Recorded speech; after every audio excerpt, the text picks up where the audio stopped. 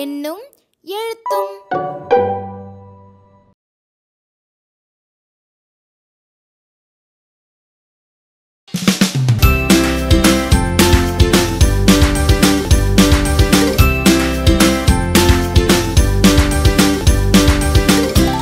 அலகு 3 காட்டுக்குள்ளே பாட்டுப் போட்டி. பயிற்சி எண் 3.6. படக்கதையை படிப்பேன். போட்டிக்கு வருகிறாயா? உன்னால் ஓட முடியவில்லையா? ஏன் கவலையாக இருக்கிறாய்? என் பொம்மை மிகுந்த ஆழத்தில் விழுந்துவிட்டது. நான் எடுத்துத் தருகிறேன். இதோ உன் பொம்மை. ஐ!